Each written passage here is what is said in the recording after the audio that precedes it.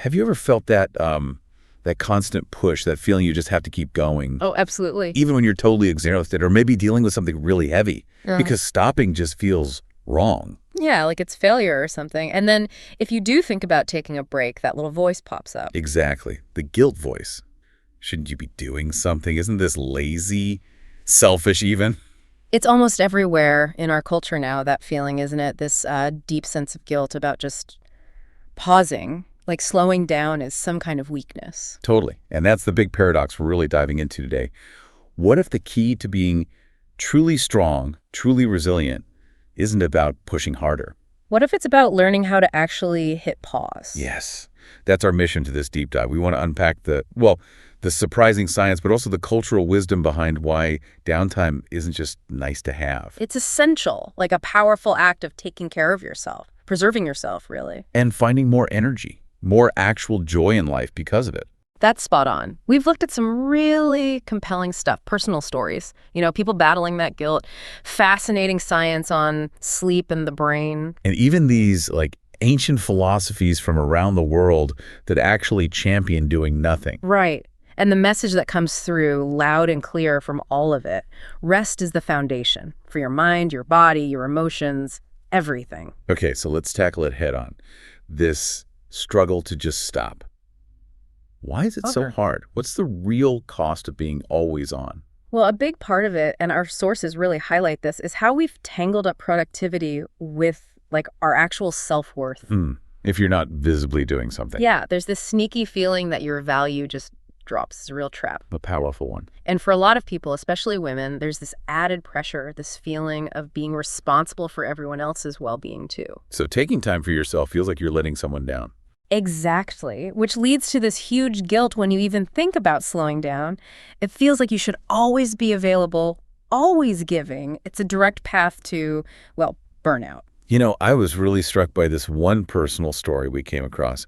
Someone who went through just immense grief. Oh, yeah. Lost 3 pets, a family member, all within 3 months. Yeah. And they just kept pushing, kept creating content, doing all the normal stuff, believing they were, processing it. But they weren't really. No, the wake-up call was realizing they were completely empty, drained, irritable, just hollowed out.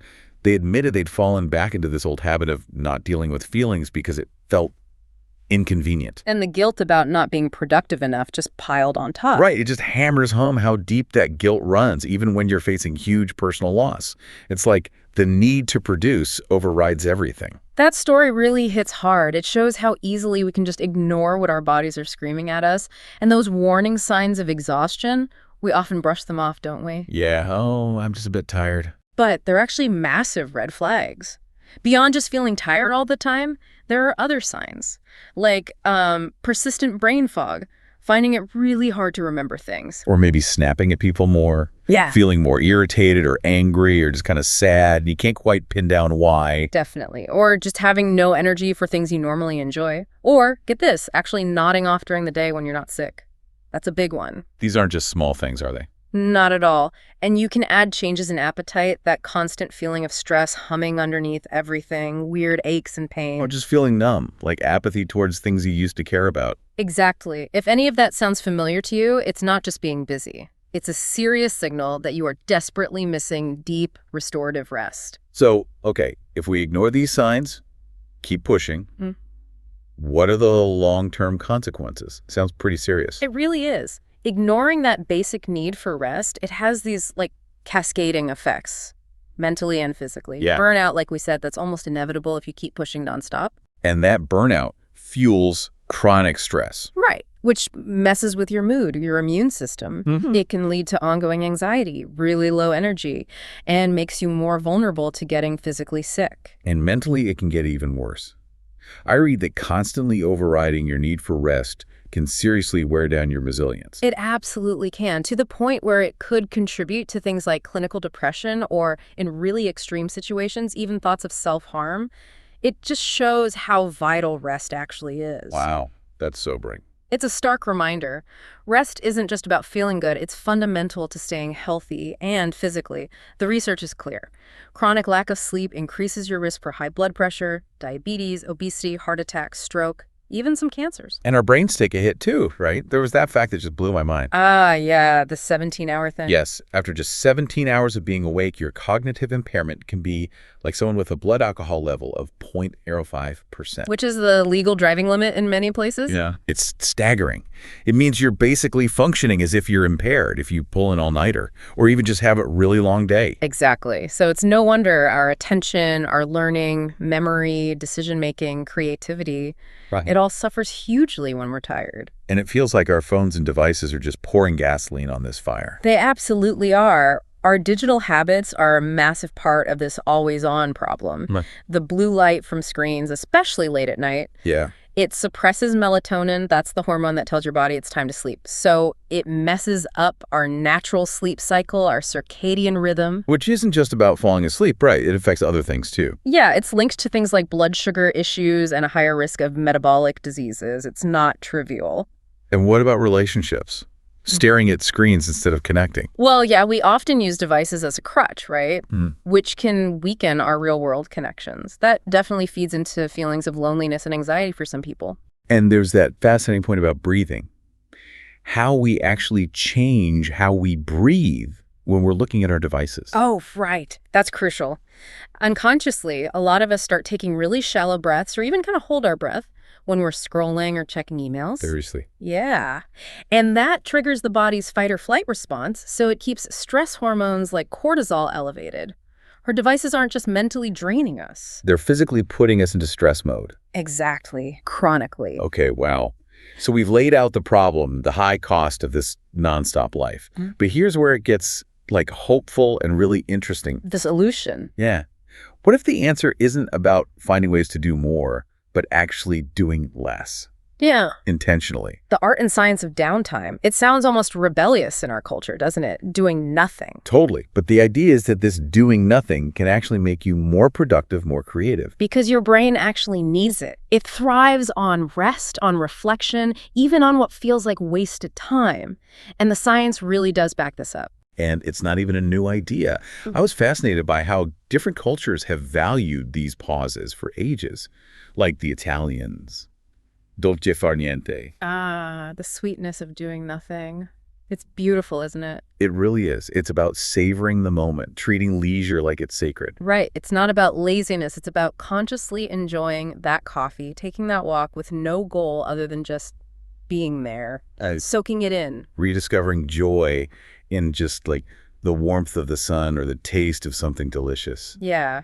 From that view, productivity isn't just about output. Sometimes it's about that deep reset you get from slowing down. And then there's the Japanese concept of ma, the pause, or the gap. That's about appreciating the space between things, the emptiness that actually allows beauty and meaning to come through. Like an art or a tea ceremony, that moment of quiet. Precisely. Ma suggests that balance isn't just constant motion. It's the rhythm between doing and, well, not doing. Leaving those gaps in your day to just breathe or reflect, it can bring so much clarity. And then the Dutch have Nixon. Which is wonderfully straightforward. Right. Just doing nothing. Purposefully idle. Staring out the window, lounging around with zero agenda. And crucially, guilt-free. The point isn't even to meditate or solve problems in your head. It's just to be. To exist without an obligation for a moment. It's such a direct challenge to that whole hustle culture mentality. These aren't just quaint ideas. They're like blueprints for mindfulness, for being present. They all point towards embracing these unstructured moments that actually fuel us. Okay, so if doing nothing isn't lazy, what's happening in our brains? What's the science behind why it helps creativity and well-being? This is where it gets really cool. It involves something called the default mode network, or DMN. Neuroscience shows that when your mind is idle, when it's wandering and not focused on a task, that's when the DMN kicks in. And what does the DMN do? It's huge. It handles things like consolidating memories, self-reflection, deep creativity, and complex problem solving, those aha moments. They often come from the DMN when you're not trying so hard, like in the shower or driving or just spacing out. So our brain isn't off. It's actually working differently, connecting ideas in new ways. Exactly. It's like mental free play. And even just simple daydreaming has been shown to boost problem solving because it lets your brain explore possibilities without rigid constraints. That makes so much sense. Yeah. And what about emotionally? How does doing nothing help there? Well, think of it like a release valve. When stress just keeps building and building, managing emotions gets really hard. Intentional idleness, even just short breaks for mindful breathing or looking out the window, Yeah. science shows it lowers stress hormones like cortisol. So it doesn't just ease tension in the moment, it makes you more emotionally resilient overall, Right. better equipped to handle things. Okay, this all sounds amazing, powerful. But how do you actually do it? How do you make space for nothing when the guilt monster immediately shows up? Let's get practical. Right. Practical strategies. The key is often starting small, micro breaks, and focusing on that mind-body connection. Deep breathing is huge and so simple. Like belly breathing, just focusing on your stomach rising and falling. Yeah, it's incredibly grounding. It quickly calms your nervous system, or the 4-7-8 breath. In for 4, hold for 7, out for 8. Yep. Fantastic for slowing your heart rate, really good for relaxing, especially before trying to sleep. Okay, what else? Journaling can be incredibly effective, even just a simple daily practice. Ask yourself, what am I feeling today? And then, the important part, what, if anything, do I need to feel better? That puts you back in the driver's seat. It helps you actually process the emotions instead of just stuffing them down. Exactly. And affirmations can help tackle that guilt head on. Saying things to yourself like, I deserve to rest, or taking care of myself lets me care better for others. Giving yourself permission. Yes. Intentionally shifting that internal narrative. And exercise, but the right kind of exercise. Right, not something that just drains you more. Exactly. Something energizing, but not overstimulating. A walk in nature, maybe dancing, some gentle yoga or stretching, whatever feels genuinely good and restorative to you. Finding your own rhythm with it. So beyond those immediate things, what about the bigger habits? Sleep and our digital lives. Ah, yes. Crucial areas. Resetting your sleep needs a real routine. A pre-bed ritual. Like dimming the lights way before bed. Definitely. Dimming lights, maybe switching from screens to a real book, doing some deep breaths or gentle stretches. Eating dinner a bit earlier can help too. Aromatherapy. A warm bath. All great ideas. And one technique I love is just writing down your worries before bed. Get them out of your head and onto paper so they don't keep swirling. That's smart. And the digital side. The phones. The digital detox. It doesn't have to be extreme. Start with designated screen-free times each day. Maybe put your phone on airplane mode when you're actually spending time with people. Be present. Yeah. And that digital curfew is really important. Aim for 1 or 2 hours screen-free before bed to avoid that blue light messing with your melatonin. Give your brain a chance to wind down naturally. And you also mentioned adjusting your sleep environment. Right, briefly, just making sure your bedroom is dark, quiet, and cool enough can make a surprising difference to sleep quality. And sometimes. Yeah. Sometimes we need more help, right? It's not just about individual techniques. Absolutely. We have to be honest about seeking external support when we need it. That might mean therapy to work through deeper issues. Or practical help, like getting help with chores or childcare. Yes. Or even planning a holiday that's genuinely about relaxation, not just cramming in activities. It's about identifying what's really draining your energy and finding ways to get support to lessen that load. So thinking bigger picture then, this always-on culture feels so massive. Can individual actions really fix it? Well, individual actions are vital for our well-being, but no, they can't fix the whole system alone. The problem is too ingrained. So we need broader changes too. Definitely. Our sources point towards things like public health campaigns focused on sleep, employers creating guidelines that genuinely support rest, maybe even teaching kids in school about sleep hygiene and the importance of downtime. Treating rest with the same importance as diet and exercise at a societal level. Exactly. It needs to be recognized as a fundamental pillar of health. So if we can manage that shift, individually and maybe eventually culturally, what's the ultimate takeaway here? What's the big reward for embracing rest? I think the most profound lesson is this. Embracing rest isn't being lazy or indulgent. It's actually a strategic investment in yourself. A really smart one. It's the foundation. It's the foundation for resilience, for having sustainable energy. It's what allows you to actually show up fully with patience, with focus, with real presence for the things that truly matter. Your relationships, your work, your own sense of joy. All of it. So here's a thought to leave you with. In this world that's always asking for more, how can you start to redefine what productivity means by making space for intentional doing nothing? What's one small pause, just one you could claim for yourself this week? And what might happen if you did? What energy, what insight might come from just stopping? Something to really reflect on.